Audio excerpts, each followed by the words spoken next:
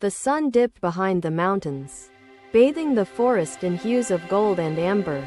We sat silently near the Bodhi tree. "Teacher," he said, bowing deeply, his voice trembling with suppressed emotion, "I feel trapped by the need to please everyone around me." His gaze, profound and tranquil, met mine with gentle understanding. "I see unease in your heart," he said softly, his voice soothing like a calm river. I hesitated, unsure of how to voice the storm within me. "Master," I began, my words faltering under the weight of my emotions, "I am troubled by doubt and uncertainty." His eyes reflected both compassion and patience as he gestured for me to continue. "I fear failure," I confessed, my voice trembling with vulnerability. "I fear that I am unworthy of this path." The Buddha closed his eyes momentarily, as though gathering the essence of truth from the vast universe. "Fear," he began, his words deliberate and measured, "is a shadow that thrives on the light of your potential."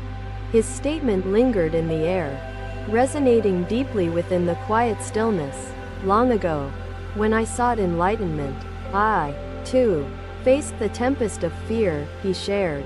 The disciples leaned in, captivated by his openness. "There was a night," he continued, "when the darkness felt infinite, and the silence spoke of my deepest fears." His hands, resting calmly on his knees, seemed to radiate energy as he recounted his tale. "The Mara, Lord of Delusion, appeared before me, wielding the power of fear like a weapon," he said. The vivid imagery painted by his words unfolded in our minds, pulling us into his narrative. I sat beneath the Bodhi tree, rooted in resolve but trembling within, he admitted. Mara unleashed a storm, a tempest of doubt and despair, aimed at breaking my spirit. The disciples exchanged glances, each imagining the intensity of that night. His illusions conjured visions of failure, echoes of unworthiness, and the burden of countless lifetimes unfulfilled, he described. "What did you do, Master?" I asked, unable to contain my curiosity any longer. The Buddha smiled, his expression serene yet filled with a profound wisdom. "I remained still," he replied, his voice carrying the gravity of his conviction. "I observed the storm without allowing it to move me." His words, though simple, carried layers of meaning that beckoned introspection. "Fear," he explained, "is like a shadow. It cannot exist without light." His analogy stirred a new understanding within me, illuminating the nature of my emotions. "But how can I begin to do that?" he asked earnestly, his longing for guidance tangible. Buddha paused, his gaze steady yet compassionate, as if peering directly into the disciple's spirit. I nodded, my heart heavy with the weight of my own struggles yet buoyed by his revelation. "But Master," I ventured, "what if the fear feels overwhelming, like an insurmountable mountain?" "Then climb it," he replied, his tone gentle yet firm, "for the summit holds a view that will transform your spirit." His response was both a challenge and an invitation, urging me to confront my fears. "Meditate under this tree," Buddha suggested, his words carrying the certainty of experience. The disciple glanced at the ancient tree, its roots entwined with the earth like veins in a living being. His analogy comforted me, offering a perspective that felt both profound and practical. "The strength to face fear lies within you," he assured me, his gaze steady and unwavering. "It is not found in avoiding the storm but in weathering it." His words, like a beacon of light, began to dispel the darkness within my mind. "Each step you take through fear brings you closer to liberation," he emphasized. "Do not let its shadow obscure your path." His guidance felt both universal and deeply personal, resonating with the core of my being. "But Master," another disciple interjected, "what if fear causes us to falter and lose our way?" The Buddha turned to him, his expression filled with compassion. "To falter is to learn," he replied, his tone warm and understanding. Every stumble is a lesson. Every fall an opportunity to rise. His perspective transformed the idea of failure into a stepping stone rather than an obstacle. Fear thrives on isolation, he added.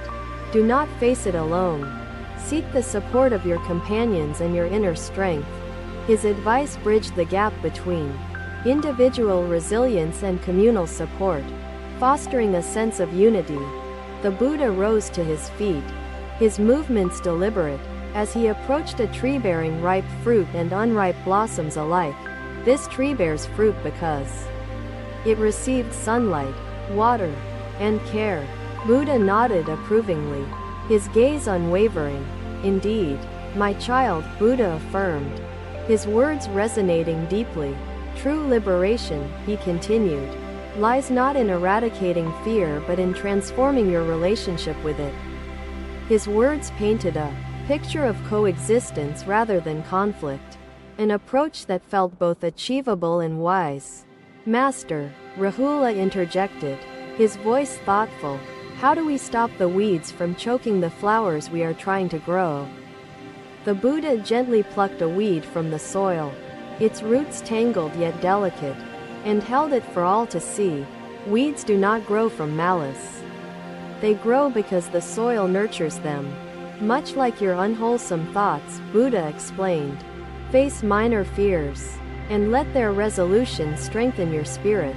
His practical approach made the path to courage feel accessible, even to the most hesitant among us. Remember, he added, courage is not the absence of fear but the mastery of it.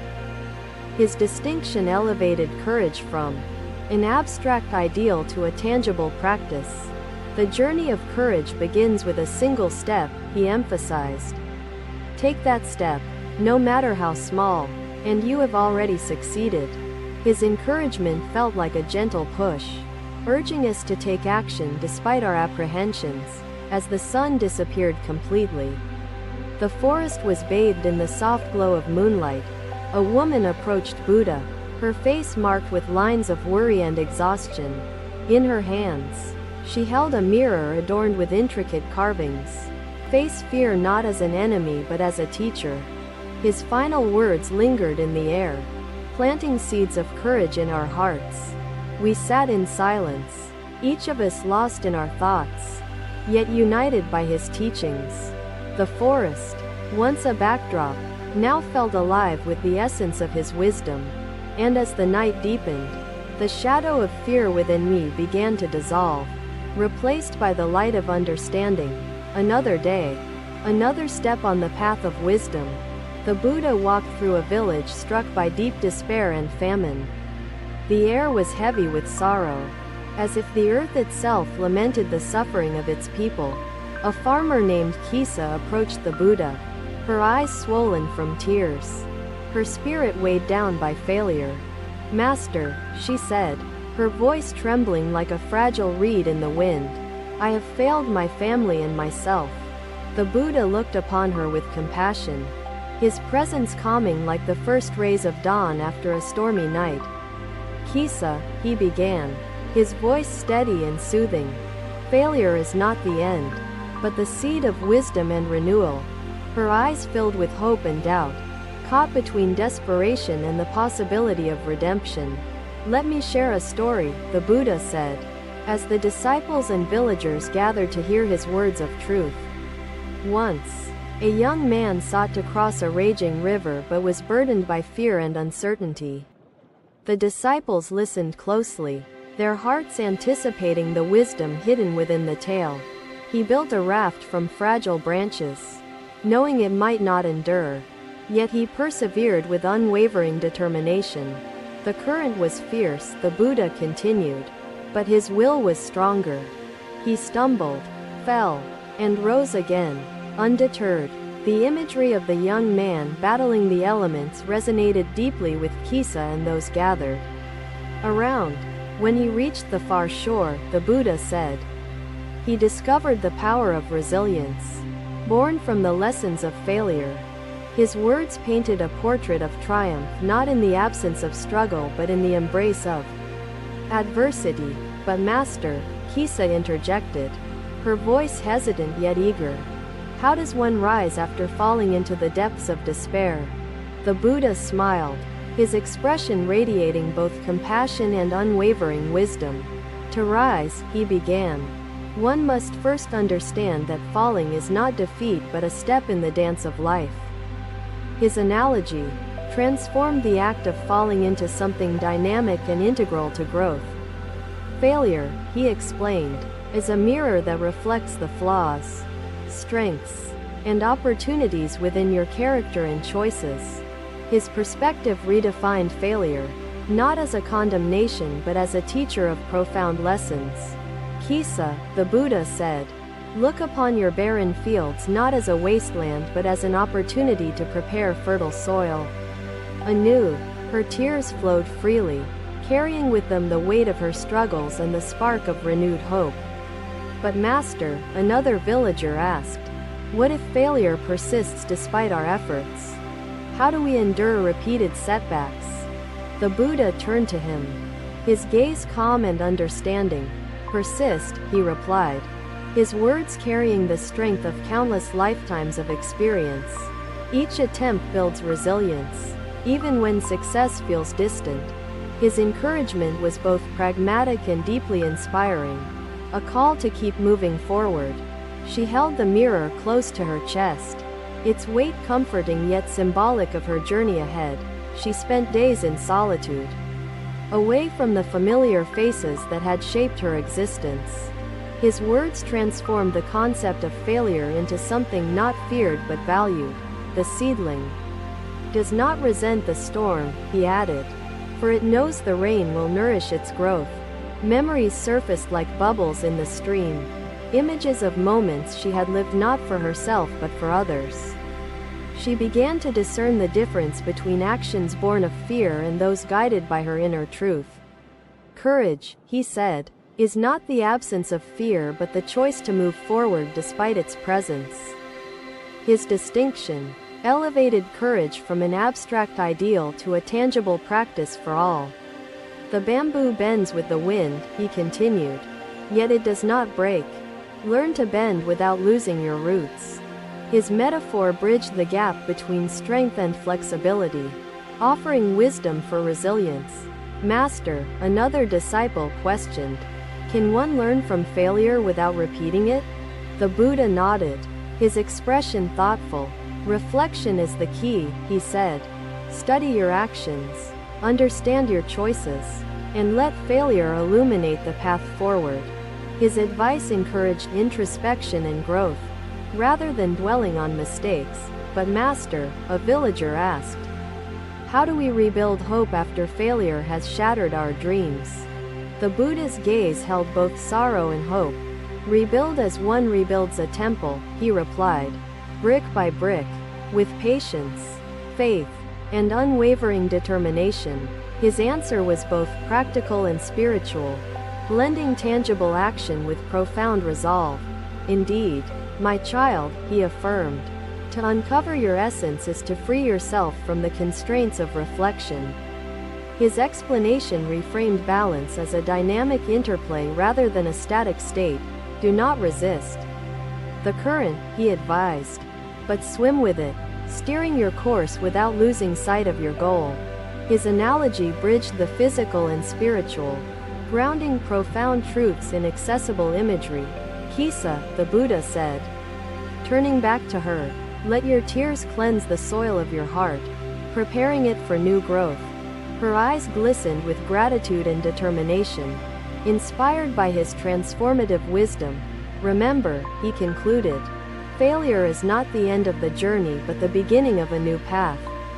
His final words echoed within the hearts of all gathered, a beacon of hope and courage. As the sun dipped below the horizon, the village began to feel alive with renewed spirit and purpose. The glow within flickered weakly, struggling against the encroaching darkness. Teacher, the monk began, his voice hesitant and filled with uncertainty. Master, are you saying my fears and failures are like the mud, necessary for me to grow into understanding?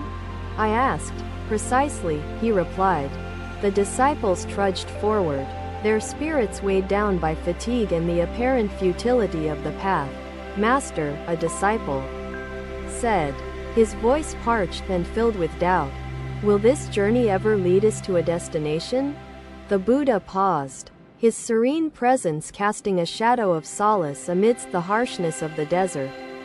"Look around you," he said, his voice steady and deep. "What do you see in this vast, unending expanse?" The disciples glanced at the dunes, their curves stretching endlessly, the horizon blending into the sky. "Only sand, heat, and emptiness," the disciple replied, his tone laced with frustration and despair. The Buddha knelt, his hand scooping a handful of sand, letting it flow slowly through his fingers. "This sand," he said. "Each grain carries the story of a mountain eroded over lifetimes by the gentle touch of time." His words, simple yet profound, stirred a ripple of curiosity among the disciples. "Master," another asked, "what does the story of the sand teach us in this arduous moment?" The Buddha smiled, his expression as gentle as the whisper of a desert breeze. "It teaches patience," he said, "for even the mightiest mountain yields to the persistence of the smallest forces over time." His analogy transformed the landscape from a symbol of desolation into one of profound teaching. "Patience," he continued, "is not passive. It is an active force that transforms despair into acceptance and struggle into understanding."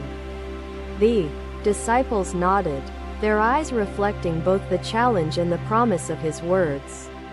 "Master," I asked, my voice hesitant, "how does one cultivate patience in the face of overwhelming hardship?"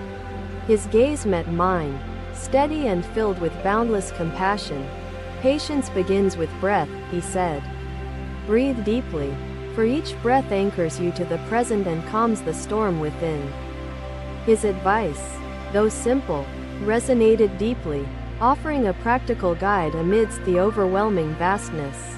"Master," another disciple inquired, "what if the journey feels endless, and the destination remains unseen?"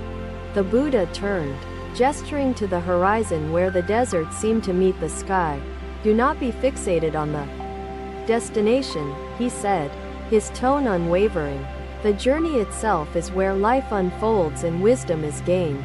His response reframed the very nature of the journey, encouraging a shift in perspective. "The end," he continued, "is but a moment, transient and fleeting. The journey shapes you, molds you, and teaches you." The disciples listened, their spirits beginning to find strength in his profound wisdom.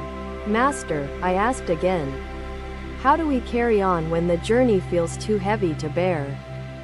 The Buddha walked a few steps, his footprints marking the sand with a quiet elegance. "Share the weight," he said, "for no path needs to be walked alone. Lean on each other. Find strength in unity." His words emphasized the power of community, turning solitude into a shared strength. "But Master," another disciple interjected, "what if the journey demands solitude, and we must walk it alone?" The Buddha stopped, his hands gently clasped, his gaze distant yet deeply focused. "Even in solitude," he said, "you are never alone, for the lessons of the journey walk with you, always." His assurance brought comfort, turning isolation into an opportunity for reflection and growth. "The desert," he continued, "seems barren, yet it sustains life hidden beneath its surface. So does the spirit in solitude." His analogy connected the resilience of nature to the resilience within each of us. "Master," I ventured, "how do we find beauty in a path that appears so harsh and unforgiving?" The Buddha knelt, drawing patterns in the sand, his movements slow and deliberate. "Beauty," he said, "is not found but created. It arises from how you choose to perceive and interact with your surroundings." His explanation transformed the seemingly lifeless desert into a canvas for the mind and heart. "Every grain of sand," he added, "is unique, a testament to nature's artistry and the passage of countless lifetimes." The disciples marveled at his ability to reveal depth and beauty in what seemed ordinary.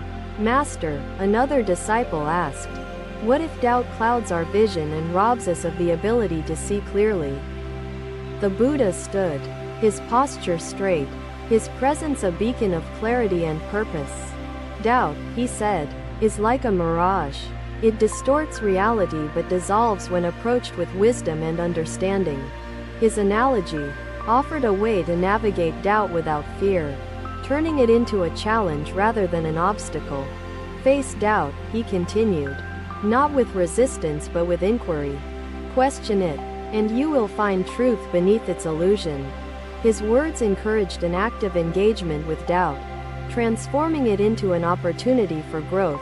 Master, I asked, how do we know if we are making progress when the path offers no markers or signs? The Buddha turned, his expression serene yet filled with infinite depth. Progress, he said, is not measured by the distance covered but by the transformation within your heart and mind. His perspective shifted the focus from external validation to internal growth, a lesson of profound simplicity. Each step you take, he added, whether small or large, brings you closer to understanding and liberation. His encouragement infused the seemingly endless journey with a sense of purpose and direction. As the sun dipped lower, painting the sky with hues of gold and crimson, the disciples found renewed strength. The desert, once a symbol of hardship, now seemed alive with the lessons imparted by the Buddha's wisdom. We walked onward, the grains of sand beneath our feet feeling less like obstacles and more like companions on the path. The Buddha's teachings resonated deeply, illuminating the journey not as a means to an end but as an end in itself. And as the stars began to emerge, each of us carried his wisdom like a guiding light through the vastness of existence. Thank you for watching. Buddha's teachings are always with you. Subscribe to our channel and we will see you in the next video.